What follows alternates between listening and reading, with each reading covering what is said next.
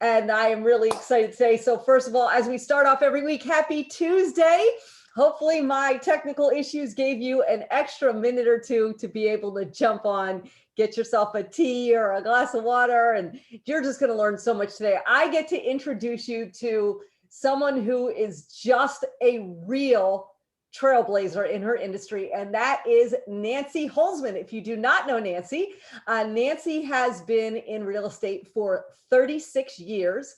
She started out when it was very much predominantly a male-dominated industry. She not only started to become a top producer, but she, for 15 consecutive years, was the #1 producer in her office. She's been with Coldwell Banker for many years now. She's averaging about 200 real estate transactions a year, and she ranks in the top 1% of all realtors in the country. So when I tell you this woman is the queen of real estate, I am not kidding. She's been on the cover of Real Producers magazine multiple times. She does all that, and she's a mom, and I don't know what else she could possibly do to take on the world, but she's pretty remarkable. So first and foremost, Nancy, I've had the pleasure of knowing you. They don't. Before you give us your wisdom on real estate and the economy and everything that's going on, could you just tell us a little bit about yourself? That would be great. Sure. Well, thank you so much, Leanne. And, it's just an honor and a pleasure to be here. And I am so happy you started this forum for women. It's a safe place. It's a great place. It's an encouraging place. And that is what this is all about, women helping women and lifting them up. So thank you so much for starting this. So my background is I've been in the real estate industry, as Leanne told you, for 36 years. And I always joke now I was born a real estate agent because I honestly can't believe I've been doing something that long. And but it's really just been my life, a big part of my life, and it's afforded me the ability to meet people, to meet a lot of powerful women as we come up into this business. But it wasn't always easy. When I started in the late 80s doing this business, it was predominantly male. And I was used to fighting. I think I've just, been one of those people, I can say blessed or cursed, but I choose the word blessed. Blessed with a very challenging life my whole life. My dad died when I was very young. I was the oldest, and I was 11 and a half years old when he died, and my brother was 1. And I have a sister also in between us. And, life was very challenging because of that for my mom. But my mom taught me faith. My mom taught me to believe in myself, and that I had the right to go out there and to do what I wanted. And, this was in the 70s. And this, really made me a little bit different because most women weren't really being that forceful back then. And, I decided that life was what I was going to make of it and what I was going to go out there and do. And I decided that, what fell into my life was just, I couldn't do anything the normal way that it was done. But I'm glad because I broke a lot of barriers doing that. And I didn't let anyone stop me. I didn't let it, even other women, unfortunately, back then tried to stop us or from moving up and letting men always get ahead and sort of maybe paving the way for them to move forward first, that we weren't eligible for that even. And, I felt that as I was growing up and starting out to be a professional out there in the world. But we quickly, life has changed, and I'm so happy for that. And now women actually rule the world. And this is now the time for us to take that gap that happened with that discrimination in gender and really change it around. And I'm so happy for women like you that I've met, and how you just taught me so many things and mentored so many other women into changing their lives, and that, yes, you can have anything that you want. So, that's a little background on, my thoughts and life pattern as it was sort of just thrown at me. Well, before we talk about real estate, you did, and I've been blessed to have you as a friend, which I'm extremely grateful for. I know a lot about, some of the fears you had and some of the things that went on, but you have come out fighting. So before we talk about real estate, I know that you have had all kinds of different entrepreneurial things that you've done. Maybe you want to share a few of them. And I also heard a little birdie told me a rumor about you breaking ground with Lacrosse. So I just want everyone to know what a tiger you are on behalf of all women. Would you just take a minute and share that? Then we'll talk some real estate. Sure. So, as in the early 90s, after I was out of college and postgraduate school, I decided that I had to be a risk taker because nothing was going to be given to us. We had to go out there and make that step forward. It was very scary, but it was worth taking that risk.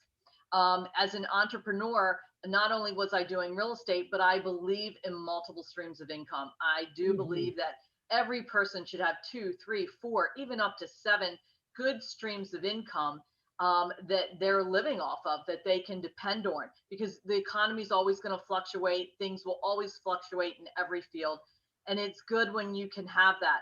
So I've owned 2 different restaurants. In fact, one of my restaurants was featured on the Food Network in 1996. We were actually featured on the Food Network. And of course, my restaurant was out there. It was very different. It was a bookstore cafe. And I remember on the Food Network, they were comparing us to this French restaurant in New York that was just like 5-star Michelin almost.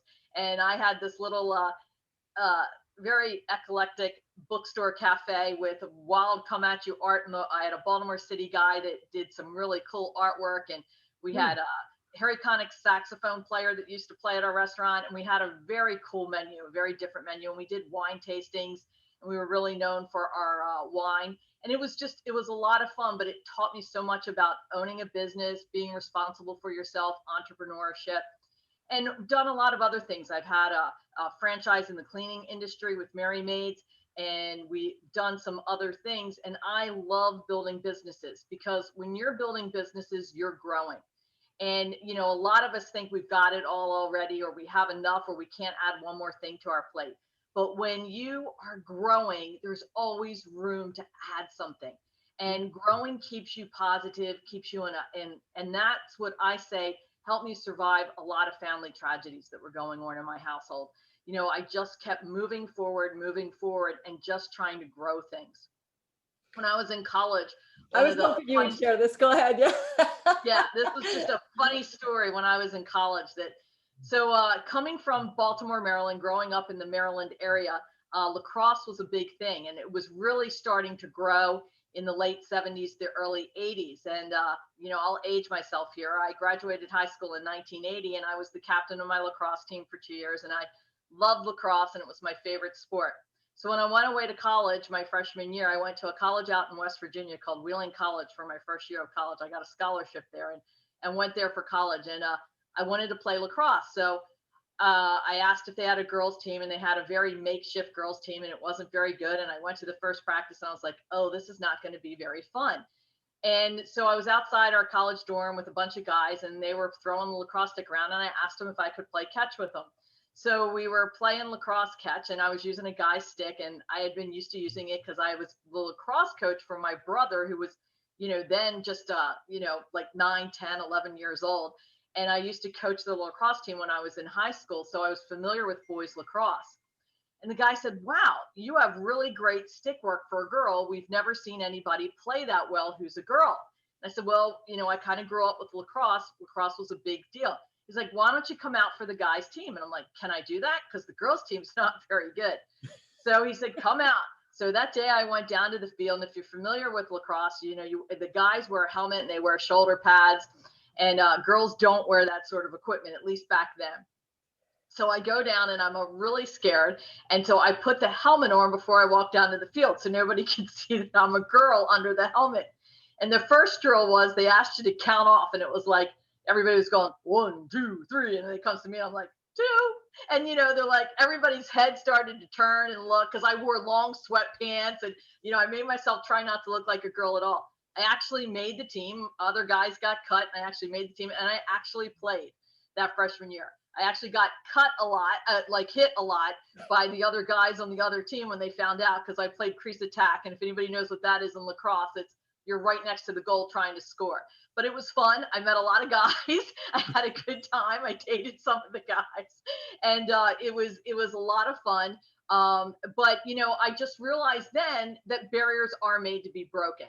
And amen. that you know, nobody should be able to tell you no because you don't fit in their gender, their race, their creed, whatever it may be. You have a right to participate in anything. And that, I think, was the best lesson I learned in my freshman year of college. Well, honestly, what you just shared right there, that could be the end of this whole conversation. And it would be amazing just having you on here, because you really have been someone that blazes the trail for women always. And I love you for that. But I do need to talk real estate with you because you are by all means a tremendous expert in the real estate industry, and the market is crazy. There's all kinds of stuff going on with the economy.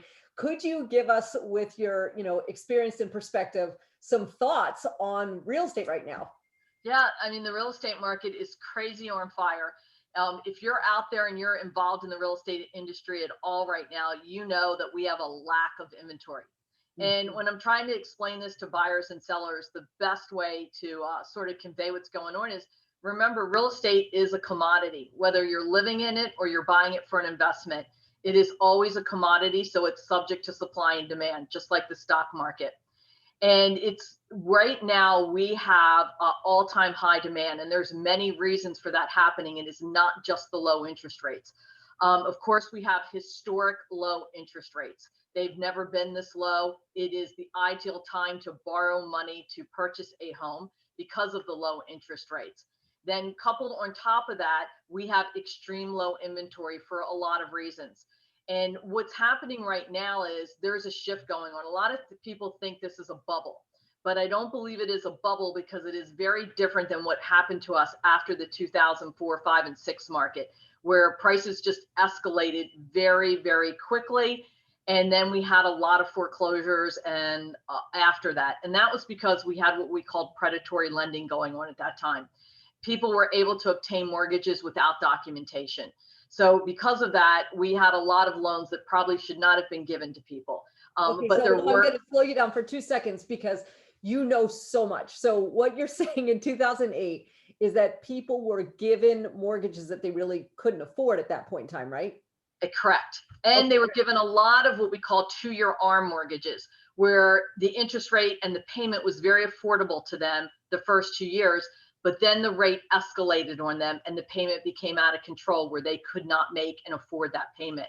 So Thus, basically, in layman's term, they were in like way over their heads financially in the homes that they were allowed to purchase at that point. exactly. And Okay. everybody thought the prices were going to keep going up. So they thought, well, this is a safe investment because it's been going up at this great rate for the last 3 years. And now it's not going, I will just sell the house. But unfortunately, the opposite happened. The market depreciated in most areas, and it is very pocketed. There are some areas that don't feel the same trends that the rest of the United States feels. But what happened is then a lot of people got foreclosed on, and we had one of the highest foreclosure rates during 2008, 9, and 10 that ever happened in American history. Now, I And didn't want to cut you off, but I wanted to make sure people were following you because I know how much you know, and you can breathe this stuff at like 3 o'clock in the sorry, morning. Okay, so that was back then, and they were getting loans that they really shouldn't have been given in the first place. They were buying homes that they couldn't really necessarily afford. And now today, everyone's scrambling and paying. There's like a million offers on every house. But can you tell us what's the difference that you know professionally? And I just want to make sure everybody follows your train of thought there, if you don't mind. Go ahead, please. sure, thanks. Yeah, today what's different is the mortgages are tighter than ever to get. They are much more strict. So if you're getting a mortgage, you know that you can afford that mortgage. The rate that people will get foreclosed on will be significantly less. There will have to probably be some tragedy why a person couldn't afford. And we're not really seeing any adjustable rate mortgages right now because the rates are so low. Everyone is getting a fixed rate where that payment will stay consistent. So we're not going to see that foreclosure rate that we saw that also was driving prices down. So the reason that I don't think that we're in a bubble now is because we didn't have a lot of appreciation over the last 10 years in the real estate market prior to about a year and a half ago. And now what we're finally seeing is that appreciation catching up, because people are saying, wow, the prices are going up every month. The prices are going up. And yes, they are. But what we're seeing is, because there's been a long time since we've seen any significant appreciation in the real estate market. So we're actually catching up to where the appreciation should have been if we wouldn't have went through the mortgage crises. Interesting. So that is one factor to look at. The other factor to look at is right now, buyers hitting the buyer market are the millennials and Generation X. What you need to know about that demographic is they are 3 times in numbers than baby boomers. Baby boomers used to dominate the purchasing power. today, the purchasing power and for the next 10 years will be the millennials. So they're coming in the market, 3 people for every 1 person that has come into the market before to buy a home, thus creating that demand. So that demand actually isn't going to slow down as much as people think. So that demand will continue because there is an influx of more buyers coming into the buyer market. And that generation is inheriting more wealth than any other generation ever inherited. The baby boomers control about 85 to 90% of the wealth that's held in bank accounts. And they're leaving that to their children, which are the millennials. Some are getting it before their parents, unfortunately pass away, and some are getting it ahead of time as a gift, which is allowing them great purchasing power. And that's what we're seeing right now in the market that is creating this demand. So I think real estate is a very healthy and safe bet for the next 10 years because of this demand that's going to be created. It's the same in the rental market. Rents are increasing right now at a really rapid rate, and the demand for rentals. So as an investor, holding real estate and renting it is probably a little more advantageous than flipping because you can't find the deals right now.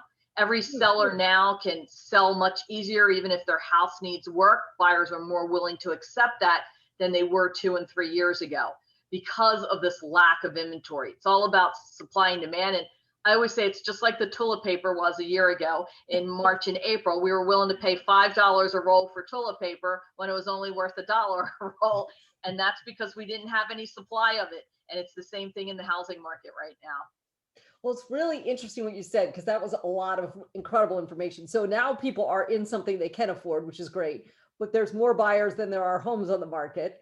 But I wonder also, is this whole pandemic impacting everything? Because people are now working from home, their kids are schooling from home. Like all of a sudden your house is a lot more important than if you used to leave. And do you think that's driving some of this as well?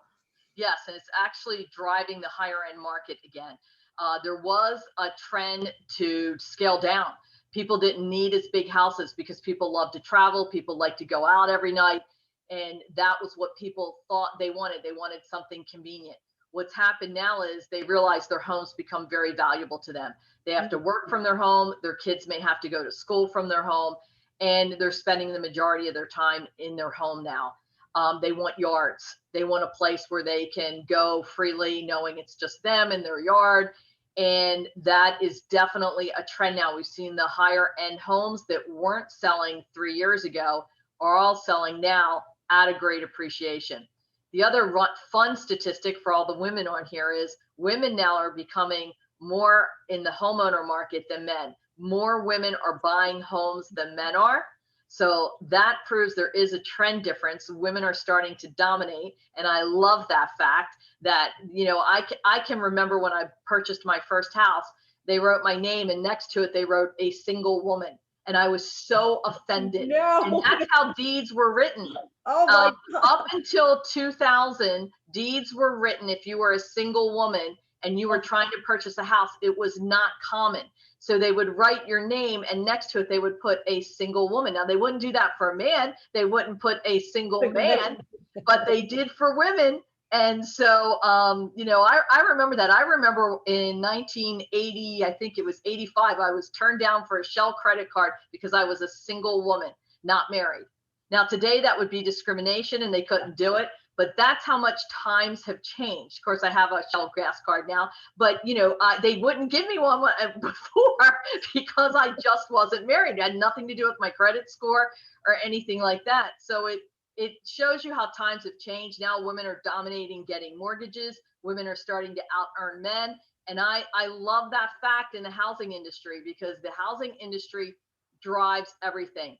We're seeing more and more women investors. I love the fact that women are starting to get into the investment field because you can create great wealth in the housing market. Owning real estate can create great wealth.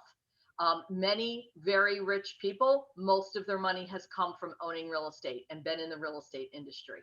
So women have always been amazing. Yeah, there's no doubt. Yep. And you know that personally, as you and your family are great real estate investors and in that real estate market very significantly.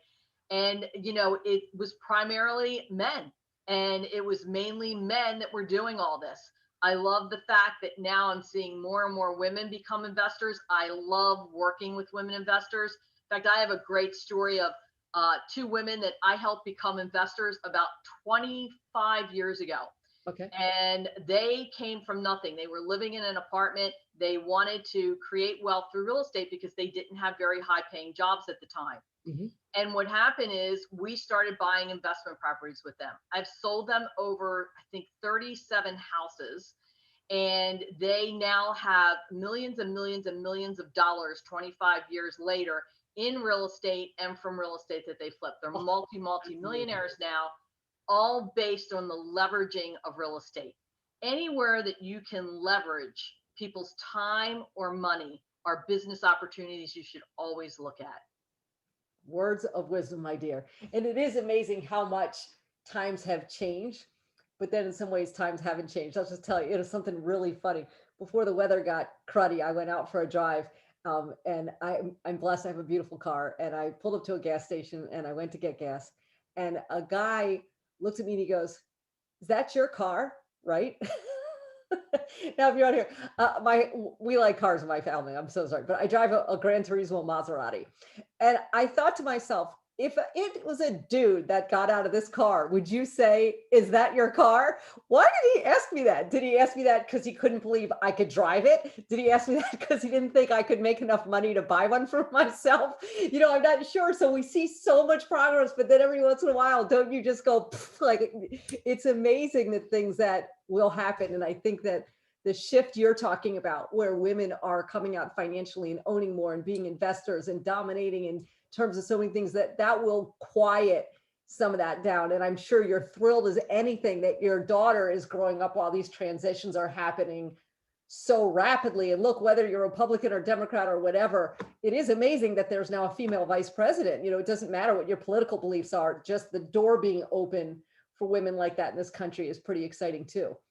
Absolutely. I believe it is our generation's inherent responsibility to teach our children that we are all equal for everything. And that is so important. You've done such a fantastic job with that, with the groups that you lead. You have just really embraced equality. And that right there is the reason why you want to be friends with somebody or you want to be in business with them. When we can model that and our children see that we've embraced equality on all levels, that's when we know we're doing the right thing. And, it's all about giving, and you will receive when you give. And, it's very obvious for people who embrace that and can break all those ceilings, and you've done that since you were a discrimination attorney, and now you've brought that into practical real life. And, that's what is so important today. I mean, you're sweet, but it's women like you. It's women like everybody. Like, look, if you're in here, and by the way, there are some men in here, and we are always happy to have you in here. So if we talk women a lot, it doesn't mean we don't love you. But, when you see the women that come in here and are part of this, not only the people who are speaking like you, Nancy, you're just remarkable, but also the women that are in here hungry to learn from each other and support each other. I love that part. You talked about what it was like when you were in real estate back in the day. And now there's so many women that are just crushing it out there. So I do need to ask you something else, because without a doubt, there are people out there right now that are looking to buy a home or thinking about selling their home. So first thing is, let's tackle people who want to buy a home, because it seems like when I talk to real estate agents that every time a house goes on the market, there's all these different, offers coming in. What advice would you give to someone if they really want to buy a house while the interest rates are this low? How do they get in there and beat the other offers? What would you tell someone to do? Yeah, I mean, right now it is one of the craziest markets I've ever seen. With you have to be extremely creative, and you really, you want an agent who has experience in negotiating contracts. So if I was a buyer and I was out there looking, especially to buy my first home, I'd want an agent who has that experience, and I'd ask them that question bluntly. How many contracts do you negotiate a year?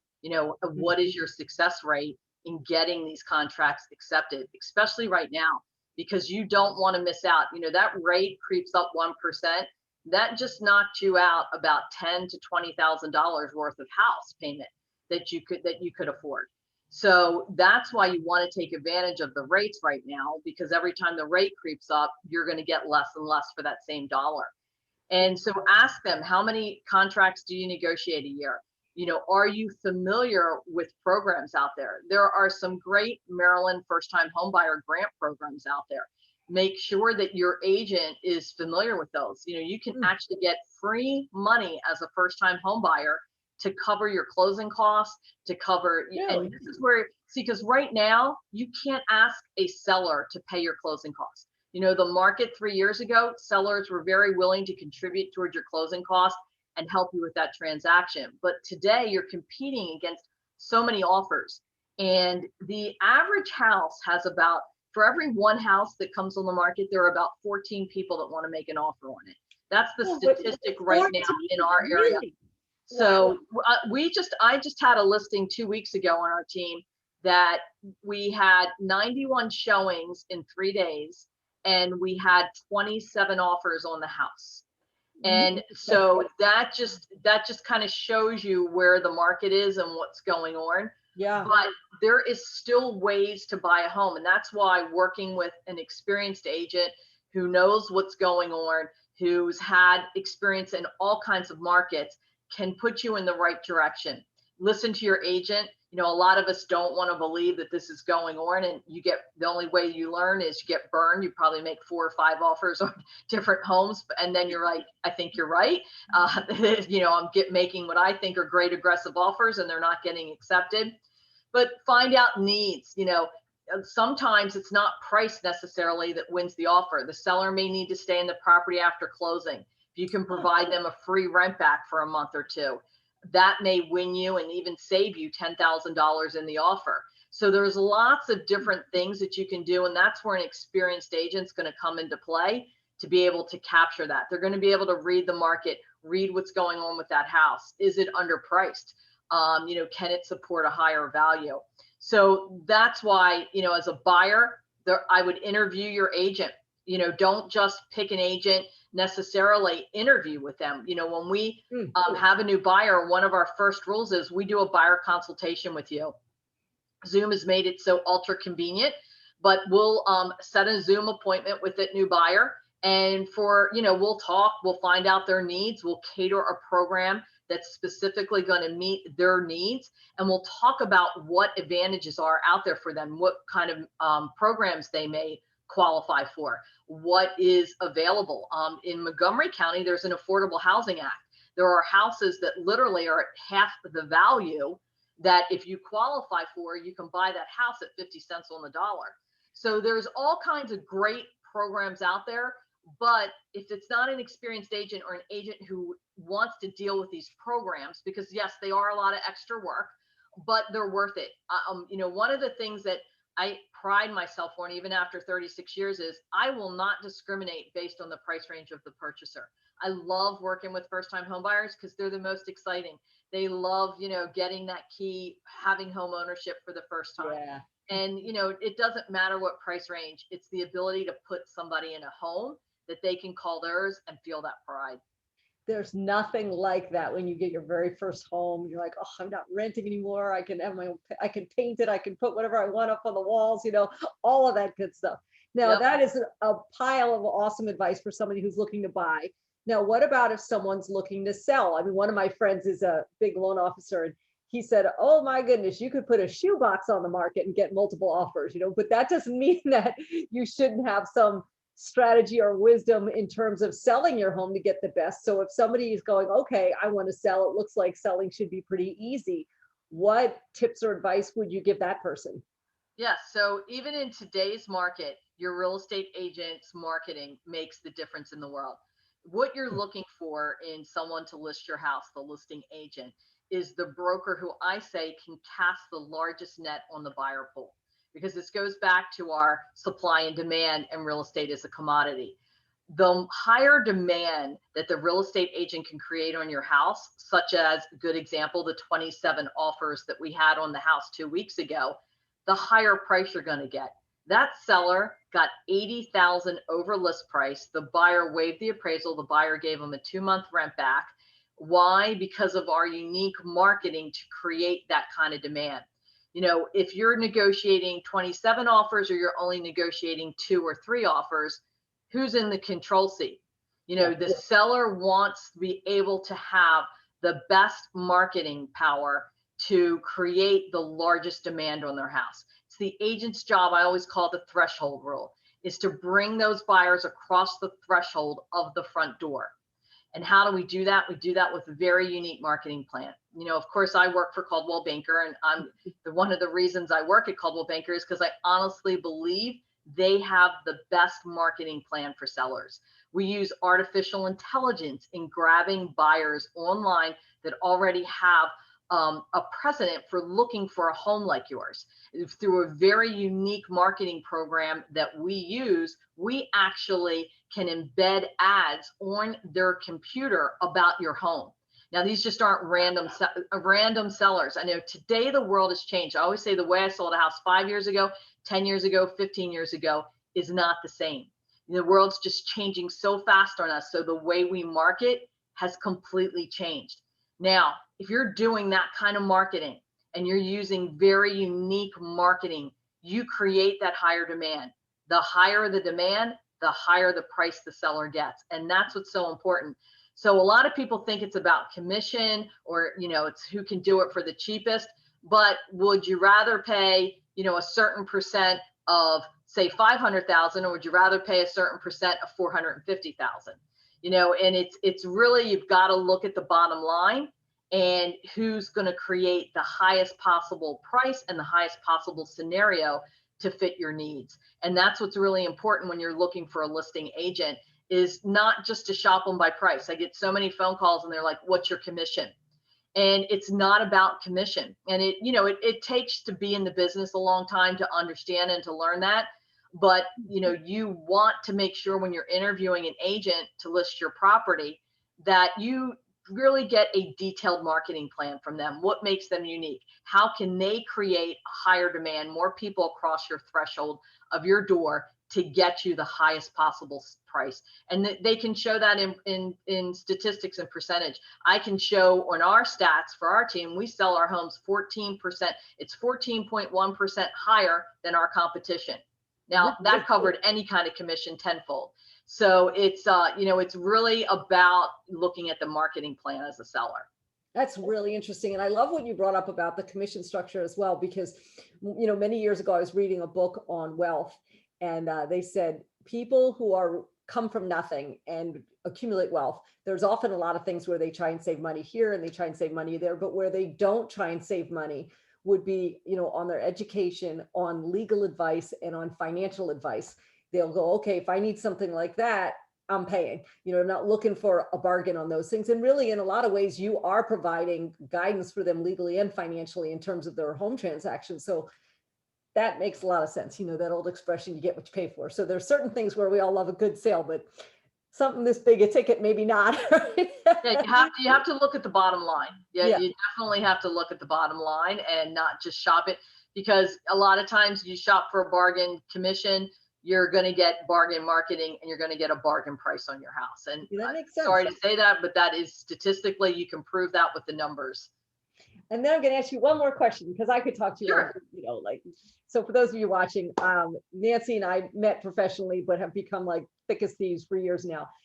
But, you know, you are setting a tremendous example for your beautiful daughter, who I love and adore. And, you know, for her to see you not only out there, what did you call it, as a single woman, you know, but to see you out there as an unmarried woman, that was the term that they called you, whatever. Yeah, that's what they put on your deed, but they don't do it anymore, but they used to. But to see you not only hold your own, but you do rank, no joke, not because we're friends, but you are in the top 1% of all real estate agents in the country. So here you are, you have this daughter, you've done all these entrepreneurial things. And I know that there are parents in here, moms and dads, who have young women, you know, and you are just doing a bang up job of setting an example. What are the things that you really want to instill in your daughter? Because I think that's a great note to really end on, because we're all trying to teach our kids stuff. What would you say you want her to learn from you? Well, the number one thing that I want my daughter to learn is to be kind to people. I mean, I have to start with that, and is to treat people fairly. And I believe my daughter definitely has that quality because she's already fights for people's rights. And it's funny because my daughter's only 14 years old, but she wants to be, it's funny, a discrimination attorney or a civil rights attorney. She's already like trying to plan that and what that would take. She has a great passion. Her favorite show is Judge Judy, believe it or not. She can watch that show all day long, and she argues. She's such a great person in making those arguments, but it's because I know she wants to fight for what's right. And, that's the first thing as a parent that I think most of us want for their child, that they grow up doing the right thing so that they make the world a better place. But I want her to know that she can be whatever she wants to be, and that she has that right regardless of what obstacles are thrown at her. And my daughter has had some obstacles thrown at her. And in fact, we were having a very challenging year in the last 6 months. Mm-hmm. And I'm really proud of her because she's fighting through it. She's learning, how to overcome obstacles, and that they need to be overcome. No matter what it is, you can get through it. And as a parent, we have to show that. We have to put ourselves in the right place. And a lot of it is, as a parent, who we're hanging around and who we're being influenced by. And especially right now during these times, because a lot of us are, kind of going haywire, being home all the time and seeing the same four walls. We've got to get involved. You have to have some outlets of powerful people. It's one of the reasons, I'm so blessed to be your friend and to be in the circles that you're in, because it constantly is exposing me to powerful women and powerful people, men too included. And, it's such a blessing because you will gather strength from that. No matter, what it is, you will gather great strength and you will become a better parent. And so your kids see that. My daughter sees my work ethic. She knows why I'm working. And I've seen her just through osmosis pick up some of those skills. They're watching. As much as we think our kids aren't paying attention to us, they're paying attention to everything, because it shocks me at some of the things that she says and that she can do, that I have never tried to, tell her about or influence her with. But they're watching everything. They're also watching our faults. My daughter was interviewing at a school recently, and this really caught my surprise. And this is a good and bad parent moment on my time, but she was interviewing at a school, and first they did a Zoom interview with her, and they asked her things that she liked to do and what were her hobbies and stuff. And one of the things my daughter does is make jewelry. And they were like, oh, well, when you come to do your in-person interview, why don't you wear a piece of jewelry that you've made? And so the day of her in-person interview, of course, was the day that probably everything was going haywire for me with my work, and all kinds of little emergencies were popping up, and we were running late to run out the door. And she says, Mom, I got to get a piece of my jewelry. I don't know, which one to get. And she was all nervous about her interview. And I picked up something off the counter that was a homemade piece of jewelry. And I'm like, oh, just wear this. She goes, I can't wear that. I didn't make that. That would be lying. I have to go find something I made. And I was like, we got to get out the door. And she's like, no. And I was thought, wow, she has ethics. She's got integrity. And, they're watching. So, she was mad at me. She actually had a conversation with me on the way over. How dare could I have her try to wear something that she actually didn't make? So, I think that's important for our kids. They're watching. So it's, it's how you're modeling yourself and what they're doing. And, especially right now, taking good care of them, because the way that they can outreach to other children right now is very different for them. The way they're being influenced is very different right now. So I think we have to, as parents, take a little special extra time to have conversations with our kids right now, how it's affecting them. It's crazy, this whole world for the kids growing up with all the social media, like influencing everything they wear, they say, they do, how they feel about themselves. I'm like, thank God we had our own issues, but we didn't have that. I can't even imagine. Well, thank you. And one of the things I want to also share with everybody is, well, first of all, Nancy's in this group. So if you want to contact her, you can always contact her in the group. But also through the years I've known her, as she gives a lot to charity, and particularly a lot of women's charity. I've seen her donate to an astronomical amount of money to charities. And as you know, in this group, each month we select a charity that we would like to highlight. We have been consistent about that and always will be. And next week is our charity. It happens to be, Nancy, one of the ones I know you've been a huge supporter of, the House of Ruth. So we have them coming in next Tuesday, live at 5, or if I have technical issues, 5:04. Sorry, guys. But it is a really compelling charity that is really designed to empower women that have been through some very difficult circumstances. So please make sure you tune in. And Nancy, thank you for your the role model that you are for all women, much less in the real estate industry, just across the board as an entrepreneur and as a female lacrosse player and barrier breaker and single mom and all the things that you do. And thank you for being a friend and your kindness and generosity and a ton of wisdom that you shared with everyone today. So I appreciate you more than you'll ever know, my dear. Well, thank you. And back at you, because none of this would be possible if it wasn't for you, creating these outlets and all you do. And I always say when people ask me about Miss Gabriel, she's like a little secret agent. She does a lot of stuff in the background that people do not realize that she's doing to empower you. And they're the kind of people you want to be around. So if you get the opportunity to ever work with her or to be influenced by her, you should definitely take it, because it is a blessing. So thank you. This is like a love fest. We better stop. But thank you so much, Nancy. You're very sweet. Thank you, everyone, for tuning in. I hope that you got a lot out of this. I know you got a lot out of it. And we will see you next week with the House of Ruth, hopefully right at 5 on the nose. Thank you all. And Nancy, you're the best. Thank you. Take care.